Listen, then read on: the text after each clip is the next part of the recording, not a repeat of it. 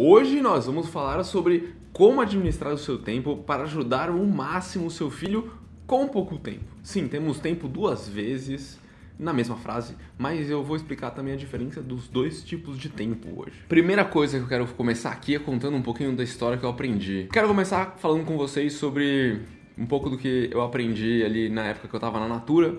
Na Natura o pessoal tinha uma parte muito mística e filosófica que era muito legal e ajudava muito a gente pensar e refletir sobre os nossos temas interiores. Mas vamos começar. Vou contar pra vocês aqui um pouquinho sobre dois deuses gregos, na verdade um titã e um deus grego, que eu descobri agora que na verdade Cronos era um titã e ele era pai de vários deuses ali que estão no Olimpo. Eu não vou contar a história inteira porque afinal de contas não é a minha especialidade, mas por que eu tô falando de Cronos e vou falar do Kairos? Kairos era filho de Cronos, que são as duas entidades que na Grécia eles acreditavam que dominavam o tempo. Cronos, que é o titã, ele era responsável pelo tempo do relógio, o tempo que se media. Ele controlava tudo, né? Então, tempo em minutos, segundos, ele controlava isso. Tempo, quantidade de tempo. E o Kairos, que era o filho dele, que foi engolido, depois saiu, se libertou, foi pro Olimpo. O Kairos, ele era o tempo de qualidade. Ele representava aqueles momentos que a gente não prevê, aqueles momentos que a gente não consegue controlar. Por exemplo, aquele amigo que a gente encontra na rua e a gente acaba passando ali alguns segundos com ele, mas são segundos que parecem horas, porque fazia muito tempo que a gente não via.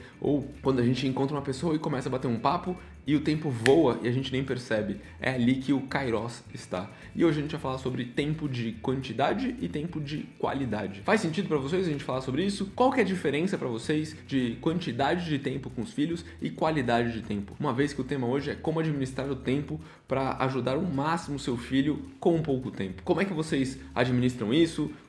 Tem diferença para vocês? É melhor quantidade? É melhor qualidade? É melhor equilibrar os dois? O que vocês acham aí? Eu fiz uma pesquisa com algumas mães também para entender como que elas administram o tempo, entender um pouquinho como que é a rotina delas. Vou falar um pouco para vocês. Eu entendi que muito trabalho atrapalha ali a questão do tempo, então às vezes o trabalho exige muito das mães. Eu entendi que elas têm medo do filho se rejeitar. Eu também entendi que às vezes algumas mães, alguns pais passam tempo demais com os filhos estudando porque ele tá ali com problema de desempenho e acaba sendo um tempo que o filho começa a parar de gostar deles e ter uma rejeição por eles. Eu entendi também aqui que tem uma sensação às vezes de solidão, porque o pai e a mãe passam muito tempo com o filho, mas parece que o filho tá distante. A gente vai falar um pouquinho disso aqui também. Porque muitas vezes a gente não tá presente, né? Então o tempo tá aqui, ele tá acontecendo, mas a gente tá ou pensando no futuro, ou preocupado com o passado, e a gente não consegue viver o agora. E é um desafio muito grande, tá? Para todo mundo, acho que para todo ser humano que eu conheço tem essa dificuldade. Muitas vezes para os alunos, para o seu filho, ele tá vivendo no futuro. Porque eu lembro, por exemplo, quando eu tinha, sei lá, uns 14, 15 anos, que, nossa, o dia que eu ganhasse o carro, a minha vida, ou que eu tivesse um carro assim pra andar, a minha vida tem uma liberdade incrível, né? Só que eu não entendia que eu ia ter o carro, eu ia ter o IPVA, as multas pra pagar, a manutenção, mas assim, a minha projeção, e eu vivia muito nessa questão do carro. O carro era algo muito importante pra mim, eu sempre gostei de motores, de desmontar as coisas, de entender como as coisas funcionavam, e o símbolo do carro era algo muito importante pra mim, e eu acreditava que o dia que eu tivesse o carro, a minha vida ia ser diferente, minha vida ia ser melhor. De fato foi muito diferente, foi muito legal, mas eu queria de verdade ter 17 anos sem as responsabilidades de uma pessoa de 18 anos com um carro naquela época. E hoje, obviamente, isso mudou, mas é muito difícil pra gente entender tempo. E pros nossos filhos, né, principalmente, porque o córtex pré-frontal, que é a parte aqui da frente do cérebro que entende o que é tempo, não tá 100% formada. Então, às vezes a gente entende tempo, mas eles não. E aí eles acham que no futuro tudo vai ser diferente. Você precisa mostrar pra eles, tentar trazer eles pro presente. Então, às vezes eu faço o exercício dos 50 porquês. É um exercício prático para despertar o gosto pelos estudos dos filhos. E quando eu faço com alguns alunos, eles várias vezes respondem coisas que são muito no futuro. Eu estudo pra ganhar dinheiro, eu estudo pra ter um bom trabalho, eu estudo pra passar numa faculdade. Tá, mas e hoje? Por que você estuda hoje? E aí eu faço a pergunta pra você, mãe, pra você, pai. Por que passar tempo com seu filho é importante hoje? não no futuro. Então, às vezes, pra gente também tem essa dificuldade. Nós, adultos, temos essa dificuldade também de entender tempo e viver no presente, né?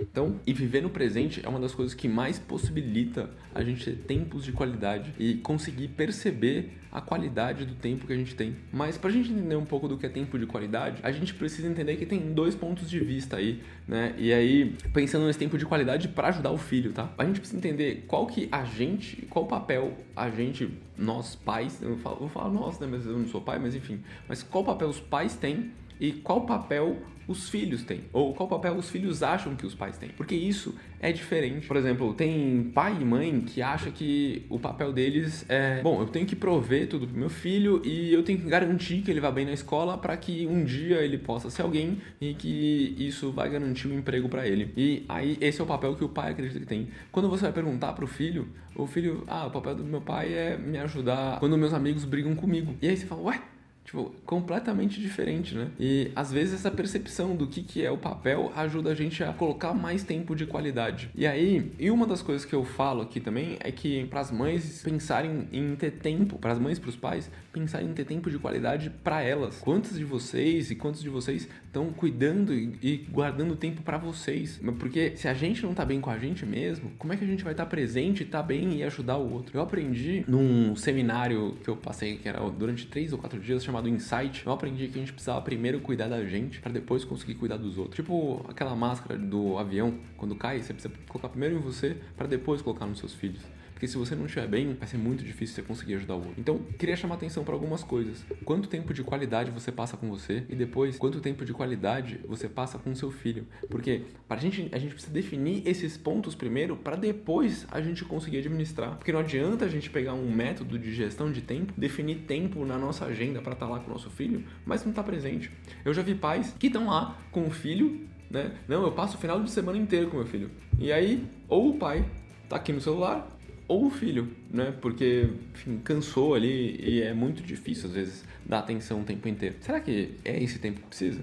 Eu não sei se esse é o tempo que você passa com seu filho. Acredito que porque você tá aqui, não é. Porque as mães e os pais que estão aqui são mães e pais realmente preocupados ali com o filho ou que estão tentando entender aonde que estão os problemas. E eu sei que os pais cometem pequenos erros, ou às vezes vários, mas é sempre na intenção de ajudar. É sempre na intenção. Então, quando o pai dá o celular pro filho para ele jogar, é porque ele quer que o filho fique feliz. Eu sei disso. E a nossa ideia aqui é ajudar os pais a tentar ter uma visão geral de tempo, para que aí sim eles consigam administrar o tempo e aí sim conseguir ajudar verdadeiramente os filhos a terem um melhor desempenho escolar. E uma coisa que eu posso falar para vocês, toda vez que eu faço uma pesquisa de qual que é o papel dos pais com os filhos, nunca aparece estudar com ele.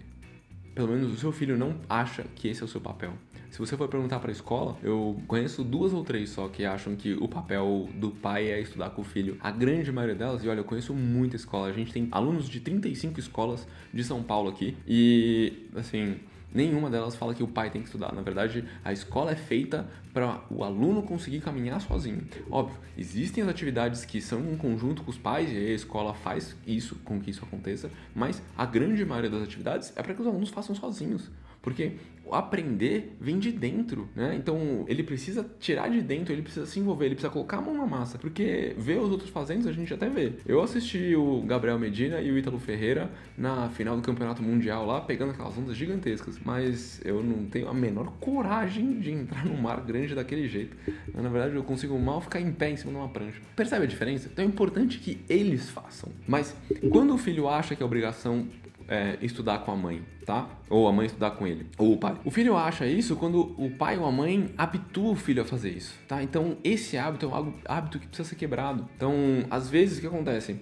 Ele não desenvolve autonomia, ele não consegue ali estudar sozinho, e é muito mais fácil, gente. Você acha que o seu filho vai levantar a mão na aula e perguntar pro professor na frente de 20, 30 colegas ali, podendo passar vergonha, ser zoado, ou chegar em casa e conversar com a pessoa que ele mais confia e que ele mais sente seguro, que é você? Vai ser muito muito mais fácil. Então, você precisa estimular ele para que ele converse na escola, para que ele peça dúvidas na escola, para que ele demonstre ali, ou se ele tem muita vergonha, que acontece também, você precisa ir conversar com o coordenador para falar com ele e falar, ó, meu filho é muito envergonhado, mas eu vejo que ele tá indo mal na escola e a gente precisa melhorar isso, porque meu tempo não dá para estudar com ele o tempo inteiro que eu chego em casa. Eu quero passar um tempo de qualidade com meu filho, eu não quero ficar com ele só brigando com ele porque ele tá indo mal.